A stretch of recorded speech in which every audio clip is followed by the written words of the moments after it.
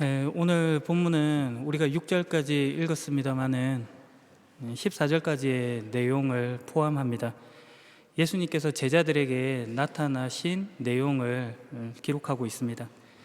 21장 14절의 표현으로 보면은 예수님께서 죽은 자 가운데서 살아나신 후에 그의 제자들에게 세 번째 나타나신 사건입니다. 예수님께서 디베레아 호수에서 제자들에게 다시 자신을 나타내셨습니다. 그때는 21장 1절의 표현으로 보면은 이 일이 있은 후의 일입니다.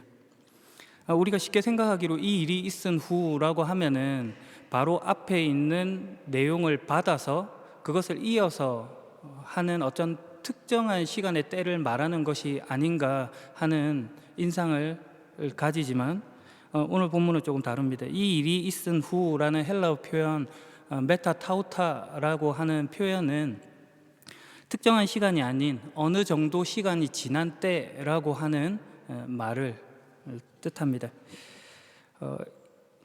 그런 맥락에서 이 이야기는 어떤 의미에서는 이 앞부분과의 단절된 기사다라고 할 수 있는 것입니다. 이러한 사실은 요한복음의 주된 내용이 20장에서 끝맺고 있다는 것에서도 알 수 있는 대목입니다. 요한복음 20장까지의 내용을 보게 되면 예수 그리스도의 십자가의 순환 그리고 부활 그런 모든 기사들이 완결되게 나타나 있습니다. 그리고 20장의 맨 마지막 부분인 30절과 31절의 내용을 보게 되면 요한복음의 기록 목적까지도 서술해 두고 있습니다. 요한복음의 이야기가 완전히 완결되었다 하는 인상을 주고 있는 것이죠. 그럼에도 불구하고 오늘 본문인 요한복음 21장이 추가되어 있는 것입니다. 이로 인해서 요한복음 21장은 요한복음의 부록의 성격을 가진다라고 종종 말합니다. 20장으로 끝맺어도 될 만한 이야기에 지금 더 덧붙여서 지금 성경이 기록되고 있는 것입니다. 그러나 이것이 요한복음의 어떤 진실성 그리고 통일성 같은 것을 해치는 것은 아닙니다. 왜냐하면 앞부분의 내용과 21장의 내용 가운데 나타나 있는 문체가 매우 유사하게 나타나 있고 그리고 고고학적인 발굴로 보았을 때도 20장까지만 따로 떼어놔서 이제 21장에 없는 사본이 지금까지 발견되고 있지 않기 때문에 그렇습니다. 그러므로 하나의 통일된 성격을 가진다 하겠습니다. 우리가 집중해야 할 것은 지금 21장이 말하고자 하는 바가 무엇인가 하는 것이겠죠. 그렇다면 21장의 내용은 무엇을 말하고 있는 것일까요? 우선적으로 기록된 내용으로 보면 알 수 있는 바와 같이 이 요한복음 21장에는 예수님의 부활이라고 하는 것이 거듭하여서 강조되고 있습니다. 제자들에게 나타나시고 함께 식사를 하시고 이야기를 나누시는 예수님의 어떤 실제적인 모습을 통해서 그가 다시 살아났다 하는 것을 거듭 강조하고 있는 것입니다. 특별히 제자들, 오늘 본문에는 21장 2절을 보게 되면 시몬 베드로, 디두모라는 별명을 가진 도마, 갈릴리 가나 사람 나다나엘, 세베대의 두 아들 그리고 다른 두 제자가 함께 있었다라고 말함으로써 한 명이 아니라 7명의 사람이 목격자요 증인이다 하는 사실까지도 기록해주고 있는 것입니다. 그리고 15절 이후에는 예수님과 베드로의 대화를 통해서 초대교회 수장이었던 베드로에게 힘을 실어주고 있습니다. 당시 이 베드로의 모습을 보게 되면 예수님을 3번이나 부인했던 자라고 하는 꼬리표가 달린 자였습니다. 그런데 그런 사람이 초대교회의 리더로서 역할을 감당하고 있는 것이죠. 그러나 예수님께서 베드로와 대화하시면서 내 양을 먹이라, 돌보라, 먹여라 라는 말씀을 반복하심으로 그에게 다시금 사명을 확인시키시고 계신 것입니다. 다해서 요한복음 21장 20절 이후에는 베드로가 예수님께 예수님의 사랑하는 제자가 어떻게 되겠습니까? 라는 질문을 하게 되고 그에 대한 답으로 예수님께서 그것이 너와 무슨 상관이냐? 너는 나를 따르라 하는 말씀이 기록되어 있습니다. 전통적으로 예수님께서 사랑하시던 제자는 요한으로 알려져 있습니다. 당시 초대교회는 예수님께서 재림하시기까지 요한이 살아 있을 것이다 라고 하는 소문이 있었습니다. 그런 유언비어에 대한 해명으로 지금 이 문단이 기록되고 있는 것입니다. 그리고 하나님께서 궁극적으로 원하시는 바가 결국은 예수 따름에 있다 하는 것을 말해주는 것입니다. 요한복음의 기록 목적과 같이 예수님께서 하나님의 아들 그리스도이시며 그분의 이름을 믿음으로 생명을 얻게 하기 위함입니다. 요한복음의 마지막 구절인 21장 25절에는 이렇게 말하고 있습니다. 예수님께서 행하신 다른 일들이 많이 있습니다. 그러나 온 세상에 그 기록한 책을 담아두기에도 부족할 것입니다 라는 이야기를 하고 있습니다. 생명을 주시는 예수님의 행적이 끝도 없는 것입니다. 그 중에서 오늘 본문은 생명을 얻게 하시고자 제자들에게 나타나신 예수님의 모습을 기록해 두고 있습니다. 예수님께서 디베랴 호수에 나타나셨습니다. 디베랴 호수는 갈릴리 호수의 다른 이름입니다. 게네사렛 호수라고 부르기도 하고 긴네렛이라고 부르기도 합니다. 게네사렛은 갈릴리 북서쪽에 있는 평야 지역으로 구약시대에 긴네렛이라고 불렀습니다. 여호수아 19장 35절을 보게 되면 요새화된 성읍인 갈릴리 지역인 긴네렛이라는 것에서 연유하였습니다. 유대 역사가 요세푸스는 이 긴네렛이라는 명칭을 하프 모양을 닮은 수금을 빗대어서 붙여진 별명으로 설명하고 있기도 합니다. 오늘 본문의 이 호수를 디베랴 호수라고 말해주고 있습니다. 디베랴라는 이름은 갈릴리에서 가장 큰 도시의 이름 티베리아스를 따라 부른 것입니다. 그 이름은 로마 황제 티베리우스의 이름에서 온 것이기도 합니다. 기원전 20년경에 헤롯 안티파스가 새롭게 도시를 조성하면서 그 당시 황제였던 티베리우스의 이름을 따서 이 도시의 이름을 지은 것입니다. 처음에 유대인들은 이 도시에 입주하기를 꺼려했습니다. 왜냐하면 그곳이 무덤 위에 세워진 곳이었기 때문입니다. 하지만 헤롯 안티파스가 강제로 유대인들을 이주시켜서 정착하여 살게 했습니다. 유대인들에게는 썩 기분 좋은 곳은 아니었던 것이죠. 그런 까닭에 유대인들에게서 이 디베랴 호수라고 하는 것은 아주 부정적인 이미지로 여겨졌던 것도 사실입니다. 그런데 요한복음이 의도적으로 이곳을 디베랴 호수라고 하고 있는 것입니다. 호수라고는 하지만 사람들이 바다라고 부르기도 했습니다. 그래서 갈릴리 바다라고 말하는 것도 들어보셨겠죠. 배가 뒤집힐 만큼 파도가 아주 높게 넘실거리기 때문에 그렇게 붙여진 이름으로 보여집니다. 종종 이런 설교를 하시는 걸 들어도 보셨을 것이고 저도 했던 기억이 있는 것 같기도 하고 이렇게 이해하기도 했었습니다. 제자들이 이 갈릴리 바다, 갈릴리 호수라고 된 곳으로 가지 않고 디베랴 호수, 티베리우스의 이 호수로 갔다 이렇게 설명하는 것입니다. 마치 로마 황제의 바다, 세상의 바다로 제자들이 간 것으로 설명을 하는 것이죠. 그러나 여기에는 약간의 오해가 있기도 합니다. 왜냐하면 예수님께서 부활하신 후에 제자들이 디베랴 호수로 간 것이 단지 그들의 생업만을 위하여서 그곳으로 간 것이 아니기 때문입니다. 이런 이유도 있습니다. 마태복음 26장 31절에서 32절은 이런 기록을 남기고 있습니다.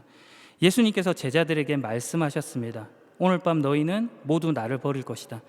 성경에 이렇게 쓰여 있다. 내가 목자를 칠 것이니 양이 흩어질 것이다. 그러나 내가 살아난 뒤에 너희보다 먼저 갈릴리로 갈 것이다. 마태복음 28장 7절에 이런 말이 있습니다. 천사들이 여자들에게 하는 말입니다. 그리고 빨리 가서 제자들에게 이렇게 말하여라. 예수님께서 죽음에서 다시 살아나셨습니다. 그리고 먼저 갈릴리로 가셨습니다. 거기서 예수님을 뵐 수 있을 것입니다. 보아라, 이것이 내가 너희에게 전할 말이다. 예수님께서 28장 10절에 이어서 말씀하시죠. 두려워하지 마라. 가서 내 형제들에게 갈릴리로 가라고 말하여라. 거기서 그들이 나를 볼 것이다. 단순히 제자들이 자신들의 생업을 위해서 그 갈릴리로 간 것이 아니라 예수님께서 하신 말씀을 기억하여 갈릴리로 모여들고 있는 것입니다. 그러나 그런 장면 속에서도 그들이 아직 모르고 있는 바는 있습니다. 오늘 본문 21장 3절의 내용을 보면 그것을 알 수 있습니다. 시몬 베드로가 다른 제자들에게 이야기를 합니다. 나는 물고기 잡으러 간다. 그러자 다른 제자들이 말하죠. 우리도 너와 함께 가겠다. 부활을 경험한 베드로와 그 제자들이 예수님의 말씀을 기억하여 갈릴리로 이동하기는 하였으나 그들이 아직 무엇을 해야 할지는 정확히 알지 못했던 것입니다. 예수님과 동고동락하면서 가르침을 받았고 그리고 사명을 부여받았음에도 불구하고 그것을 몸으로 보여내지는 못하고 있었던 것입니다. 그런 면에서 갈릴리가 아니라 디베랴일 수는 있겠습니다. 여하튼 그런 그들에게 오늘 본문에 예수님께서 찾아오시고 나타내 보이시는 것입니다. 제자들은 고기를 잡기 위해 밖으로 나가 배를 올라탔습니다. 그러나 그날 밤에 한 마리도 잡지 못했습니다. 제자들이 밤에 고기를 잡으러 간 것은 디베랴 호수가 고기가 많이 잡히던 때가 밤이었기 때문입니다. 낮 시간에는 기온이 높기 때문에 이 상층부에 수온이 올라가서 물고기들이 아주 깊숙한 곳으로 내려갑니다. 밤이 되면 서늘해지기 때문에 수면 위로 고기들이 많이 모이는 것이죠. 그렇기 때문에 밤에 고기를 잡고 있는 것입니다. 그러나 고기를 한 마리도 잡을 수가 없었습니다. 다음 날 아침 일찍 예수님께서 호숫가에 서 계셨습니다. 제자들은 그가 예수신 줄 알지 못했습니다. 밤새도록 고기 잡는 일에 열중하고 지친 그들, 그리고 고기 잡는 것에 관심이 쏠려 있었던 탓에 예수신 줄 알지 못했던 것입니다. 이 디베랴 호수에 아침에 안개가 끼는 것은 사실이었으나 굳이 이 요한복음의 기록자가 이것을 쓰는 것으로 보아 그들이 가진 어떤 영적 무지 이런 것들을 부각시키려는 의도인 것으로 보이기도 합니다. 그때 예수님께서 그들에게 말씀하셨습니다. 친구들이여, 한 마리도 못 잡았느냐? 원문을 보면 이 예수님의 질문은 부정의문문으로 되어 있습니다. 그 뉘앙스를 보면 친구들이여, 너희가 한 마리도 잡지 못했겠지? 잡을 수 없었겠지? 하는 그런 뉘앙스를 가지고 있는 것입니다. 너희가 한 마리도 잡을 수 없었다, 제가 한 마리도 잡을 수 없었다 하는 어떤 그런 대답을 미리 예고하고 하시는 것 같은 말씀인 것입니다. 그리고 실제로 제자들도 한마디의 대답으로 그 답을 합니다. 헬라어로 우, 독일어로는 나인인 거죠. 없습니다. 한 마리도 잡지 못했습니다 라고 말하는 것입니다. 그러자 예수님께서 말씀하셨습니다. 그물을 배 오른편에 던져라. 그러면 고기를 잡을 것이다. 그들이 시키는 대로 하자 고기가 너무나 많이 잡혀서 배 안에 끌어올릴 수 없을 정도가 되었습니다. 11절을 보게 되면 큰 물고기로 가득했고 153마리나 되었다라고 기록하고 있습니다. 이 여담인데요, 이 모나미 153 볼펜에 쓰여진 숫자이기도 합니다.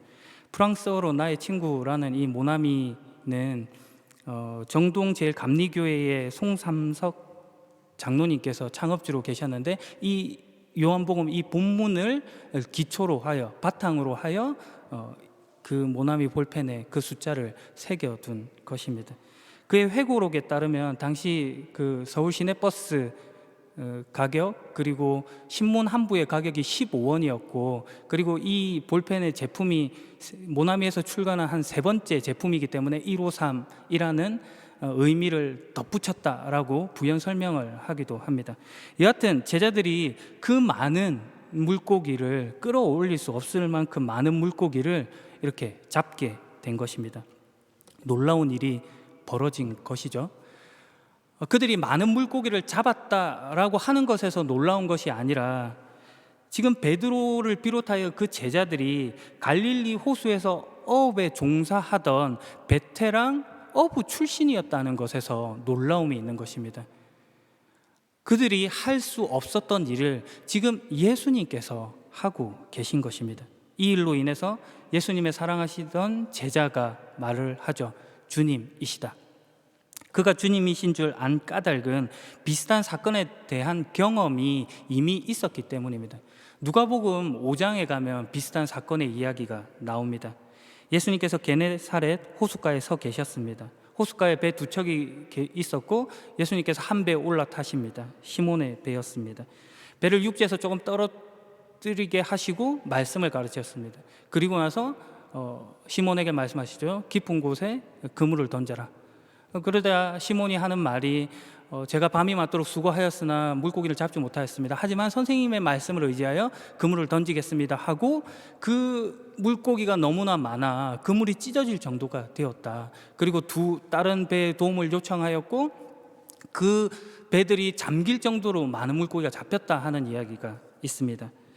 그때 와서 본 세베대 아들이면서 시몬의 동료인 야고보와 요한도 놀랐다라고 기록을 하고 있습니다. 시몬 베드로와 세베대의 두 아들 야고보와 요한이 모두 이 경험이 있는 것입니다. 그러니 오늘 본문에 이 사건이 벌어지자 예수님의 사랑하시던 제자가 주님이시다 하고 그를 알아본 것입니다. 베드로는 이 말을 듣자마자 벗고 있었던 겉옷을 몸에 두르고 물로 뛰어들었습니다. 90m 떨어진 곳을 헤엄쳐서 아마도 예수님에게 갔겠죠. 다른 제자들은 고기가 가득한 그물을 당기며 배를 저어 호숫가에 왔습니다. 예수님께서 숯불을 피워 놓으셨고 거기에는 생선이 놓여 있었습니다. 빵도 있었습니다. 예수님께서 식사를 준비해 두신 것입니다. 그러나 예수님께서는 너희가 방금 전에 잡은 생선을 가지고 오너라 라고 말씀하십니다. 아마도 그들 모두가 먹기에는 부족한 양이었던 것 같습니다. 그러나 생각해보면 오병이어의 기적을 행하신 예수님께서 그 양이 부족하여서 그것을 준비할 수 없어서 이런 말씀을 하시는 것은 아닐 것입니다. 아마도 그들에게 일어난 일들을 다시금 확인시키시기 위함일 것입니다. 그것을 통해서 하시고자 하는 말씀이 있는 것이죠. 요한복음은 그 된 일을 이렇게 기록하고 있습니다. 그물은 큰 물고기로 가득했지만 고기가 그렇게 많은데도 그물은 찢어지지 않았습니다. 누가복음 5장의 표현에서 보면 고기가 많아서 그물이 찢어질 지경이 되었다, 배가 가라앉을 정도로 많은 물고기가 잡혔다 하는 것에 초점이 있습니다. 그러나 오늘 본문에는 물고기의 양보다도 그 그물이 찢어지지 않았다 하는 것에 중심을 두고 서술하고 있는 것입니다. 하나님께서 하시는 일의 완전성이 무엇인지를 보여줍니다. 사람을 낚는 어부가 되게 하시겠다는 주님의 말씀을 기억한다면 하나님의 사역, 그 사명의 완수가 결코 흐트러짐 없이 찢어짐 없이 완전성과 일칭성 속에 완결될 것이다 하는 것을 설명해 주고 있는 것입니다. 그리고 예수님께서 그들에게 말씀하시죠. 와서 아침 식사를 하여라. 예수님께서 하시는 이 말씀 속에는 교제를 즐기다라는 뜻이 숨어 있습니다. 단순히 육체적인 필요를 채우고 먹을 것을 주시는 의미를 넘어서서 지금 관계 맺음을 하고 소통을 하고 계시고 교통을 하고 있는 그런 장면인 것입니다. 이를 위해서 예수님께서 직접 가셔서 빵을 가져오시고 생선을 가져다가 제자들에게 주십니다. 마치 잡히시기 전날 밤 빵과 잔을 주시고 허리에 또 수건을 두르시고 제자들의 발을 씻기시던 모습과 같이 섬김의 모습을 모범으로 보이시는 것입니다. 몸소 이 일을 보이셔서 제자들을 가르치십니다. 이것이 부활 후 제자들에게 세 번째로 나타나신 예수님의 모습입니다. 디베레 호수 갈릴리 바다에 예수님께서 나타나셨습니다. 우리가 언뜻 드는 질문은 그렇다면 왜 예수님께서 이 갈릴리에서 제자들을 만나겠다라고 예고하셨는가라는 질문이 떠오릅니다. 그것은 예수님의 사역과 이 갈릴리가 매우 밀접한 관련을 가지고 있기 때문입니다. 이사야 9장 1절은 이렇게 기록합니다. 고통의 땅에 그늘이 거칠 것이다. 옛날에는 여호와께서 스불론 땅과 납달리 땅으로 하여금 부끄러움을 당하게 하셨다. 하지만 앞으로는 지중해로 나가는 길과 요단강 건너편, 그리고 북쪽으로는 이스라엘 백성이 아닌 외국인이 살고 있는 갈릴리까지 이 모든 지역을 영광스럽게 하실 것이다. 선지자 이사야를 통해 하신 메시아 사역에 대한 예언이 이방 땅 갈릴리에까지 미치게 될 것을 선포하고 계신 것입니다. 그 당시 갈릴리 지역은 주변 지역으로부터 많은 침입을 받았고 이방 국가들과 접경 지역에 있었기 때문에 다른 어느 팔레스타인 지역보다 이방적인 색채가 짙은 곳이었습니다.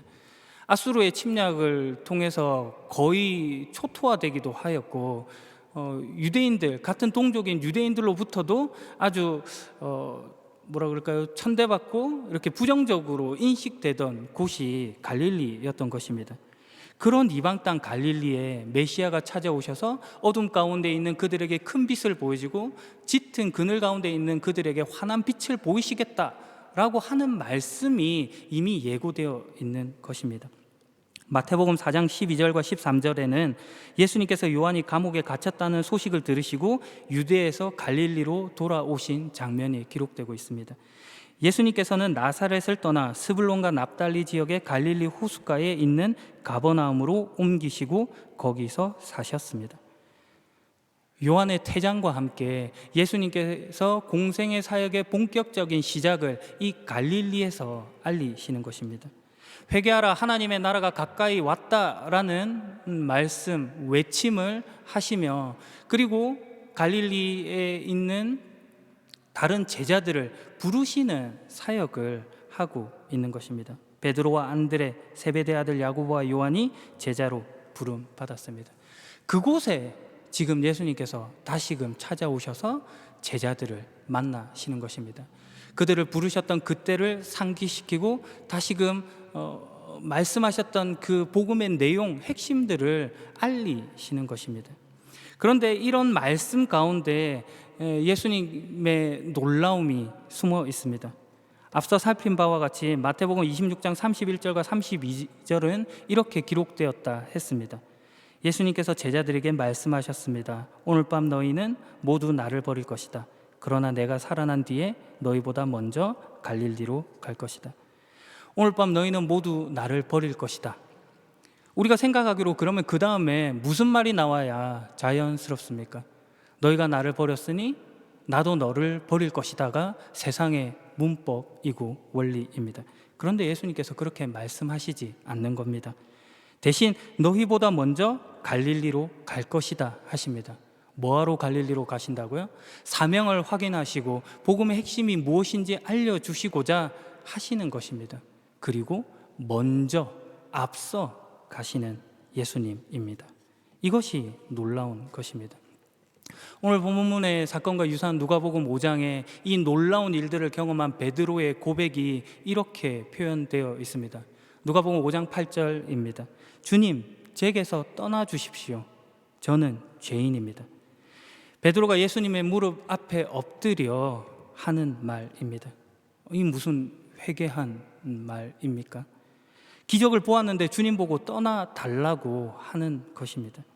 이것은 지금 베드로가 예수님의 무릎 앞에 엎드려서 그 실존의 강한 부딪힘을 가지고 차마 그 영광됨과 존귀함, 그 어마무시한 크기 앞에, 그 하나님 앞에 자신의 처참한 환경과 비할 바가 될 수 없어, 감히 모셔드릴 수 없다, 이 안에는 들어오실 수 없다 하는 그런 표현을 하고 있는 것입니다. 그 내면의 고백이 저는 죄인입니다로 나타나는 것이죠. 그런데 오늘 본문에 예수님께서 뭐라고 하십니까? 먼저 오신 예수님, 찾아오시는 예수님, 나타내시는 예수님을 보여주고 있는 것입니다. 이 사건의 핵심이 이렇게 말해집니다. 도무지 우리가 예수님을 알지도 못하고 찾지도 못하고 분리되어 있던 그때에 우리의 요구, 우리의 간청에 마지못해 오시는 예수님이 아니라 우리가 그렇게 하지 않아도 우리가 원수되어도 연약해도 죄인이었을 때도 먼저 찾아오신 예수님에 대해서 설명하고 있는 것입니다. 하나님께서 우리를 얼마나 목적하고 계시고 우리를 얼마나 사랑하시는지를 성육신이라고 하는 역사 속에서의 실천을 통해서 보여주고 계신 것입니다. 우리가 얼마나 존귀한 존재인지, 하나님의 사랑을 받는 존재인지를 현실 속에 찾아오셔서 보이신 예수님인 것입니다. 예수님께서 이 말씀을 하십니다. 내가 그러려고 왔다. 섬김을 받고 대접을 받으러 온 것이 아니라 섬기고 죽으려고 왔다라고 하시는 것입니다. 요한계시록 3장 20절 말씀, 보아라, 내가 문 앞에 서서 이렇게 두드리고 있다. 만일 누구든지 내 음성을 듣고 문을 열면 내가 그에게로 들어가 그와 함께 먹고 그도 나와 함께 먹을 것이다. 내가 왔다, 그러니 너 항복해라 입니다. 너희가 밤이 맞도록 수고했지만 잡은 것이 한 마리도 없었다. 왜 그런지 아느냐? 요한복음 15장 5절, 너희가 나를 떠나서는 아무것도 할 수 없다. 그 말씀을 확인시키시는 것입니다. 그러니 나에게 붙어 있어라, 이 말씀을 하시는 것이죠. 무한하신 하나님의 생명력이 유한한 인간에게 공급되는 것입니다. 이어지는 베드로와 예수님의 대화가 그것을 다시금 상기시켜 줍니다. 베드로의 생각에 베드로는 모두가 주님을 버릴지라도 자기는 예수님을 지키고 따라갈 수 있을 줄 생각했습니다. 진심이 있었고 자신이 있었습니다. 그러나 결국 그가 실패했죠. 그가 가진 그 진심을 지킬 실력이 부족했던 것입니다. 그런데 예수님께서 찾아오시고 물어보시고 그리고 오가는 대답 속에 깨우치게 하시는 바가 있는 것이죠. 너 이제 실패했으니 다음부터 그러지 마 라고 하시는 말씀이 아닙니다. 그것을 넘어서시는 말씀이죠. 너의 실패 속에도, 너의 그 부족한 실력 속에서도 내가 채우겠다. 많이 채웠으나 그물이 찢어지지 않았던 것과 같이 완성으로 너를 인도할 것이다. 인도한다. 영광을 담아낸다 하시는 하나님의 말씀입니다. 우리가 이걸 기억해야 하는 것입니다. 그리고 나서 하나님의 당부하신 말씀을 따라 그 삶에 동참하시는 것입니다. 우리가 아니면 꼭 아무 일도 하지 않을 것 같이 하시는 하나님을 모셔드리는 것이죠. 우리의 실력과 기대로 만든 일이 아니라 하나님께서 맡기신 일입니다. 그러니 우리의 부족함이나 우리의 한계, 그리고 우리의 자책, 이런 것들이 하나님께서 맡기신 일, 하나님께서 완성하신 일을 어그러뜨릴 수 없는 것입니다. 사망이 끝인 것 같은 자리에 부활의 꽃을 피우신 예수님입니다. 그 부활하신 예수님께서 나타나신 것입니다. 마지막 짧은 말로 설교를 마무리하려고 합니다. 오늘 본문에는 그물을 배 오른편에 던져라 하시는 예수님의 말씀을 쫓아 행했더니 많은 물고기를 이렇게 얻게 되었던 그 제자들의 모습이 나타납니다. 그런데 그 놀라운 일에 반응하는 제자들의 모습이 다 다릅니다. 예수님께서 사랑하시던 제자는 가장 먼저 그가 곧 주님이시다 하는 것을 알아보았고, 그리고 또 베드로에게 알려주는 일을 합니다. 그 말을 들었던 베드로는 벗고 있던 겉옷을 입고 예수님을 향해 헤엄쳐 달려가는 그런 모습을 보였습니다. 또 다른 제자들은 고기가 가득한 그물을 당기며 배를 저어 호숫가에 대는 모습으로 나타납니다. 예수님께서 어느 모습을 가장 귀하게 보실까요? 가장 먼저 예수님을 알아보는 자를 좋아하실까요? 아니면 예수님을 향해 달려오는 그런 몸짓을 좋아하실까요? 그것도 아니면 예수님께서 일으키신 놀라운 일들을 챙기고 그것을 가지고 살아가는 자를 좋아하실까요? 각자의 분량을 따라 받으시면 되겠습니다. 그러나 우리가 분명히 놓치지 말아야 할 사실이 있습니다. 우리 주님 예수님께서 그들 모두를 사랑하신다는 사실입니다. 늦게 알았더라도 주님을 향해 가면 되는 것이고, 늦게 도착하고 다다랐더라도 주님의 음성에 귀 기울이고 집중하여서 주님을 알면 되는 것입니다. 주님께서 여러분을 사랑하십니다. 그러니 오늘도 찾아오시고 나타내 보이시고 말씀하시는 주님의 음성에 순종하고 반응하시는 복된 여러분에게 예수님의 이름으로 축복합니다. 기도하겠습니다. 누구보다 우리를 사랑하시는 주님, 실패한 인생, 도망친 인생, 진심을 이룰 실력이 없는 인생에 찾아오신 주님을 기억합니다. 우리의 부족함, 자책, 한계를 넘어서 그 속에서도 꽃 피우시는 부활의 주님을 바라봅니다. 주님을 알아보겠습니다. 주님께 달려가겠습니다. 주님 주신 모든 것을 소중히 하겠습니다. 부여하신 사명과 목적하심을 기억하여 생명의 사역에 동참하는 우리 모두에게 하옵소서. 오늘도 우리에게 나타내 보이신 예수님의 이름으로 기도합니다. 아멘.